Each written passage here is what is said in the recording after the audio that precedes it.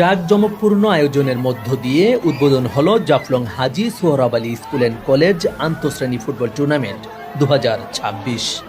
বর্ণিল সাজে সজ্জিত শিক্ষার্থী ও স্কুল প্রাঙ্গণে আজ শুধু বই খাতার ব্যস্ততা নয়, বরং চারদিকে ছড়িয়ে পড়েছে ফুটবলের উন্মাদনা আর শিক্ষার্থীদের বাদ ভাঙ্গা উচ্ছ্বাস। মাঠের লড়াই আর শিক্ষার্থীদের উচ্ছ্বাসে প্রাণবন্ত হয়ে উঠেছিল স্কুল প্রাঙ্গণ। 4 মে সোমবার সকালে বিদ্যালয় প্রাঙ্গণে আয়োজিত উদ্বোধনী আলোচনা সভায় সভাপতিত্ব করেন জাফলং হাজী সোহরাব আলী স্কুল অ্যান্ড কলেজের অধ্যক্ষ মোহাম্মদ সোহরাওয়ার্দী।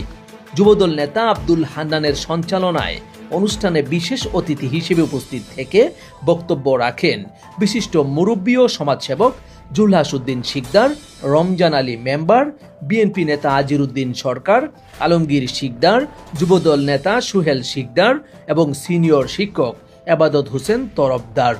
এ সময় অন্যান্যদের মধ্যে উপস্থিত ছিলেন বিদ্যালয়ের সিনিয়র শিক্ষক শফিকুল ইসলাম, রিয়াদ উদ্দিন সহ অন্যান্য শিক্ষক শিক্ষিকা, অভিভাবক ও স্কুল কলেজে অধ্যয়নরত ছাত্রছাত্রী।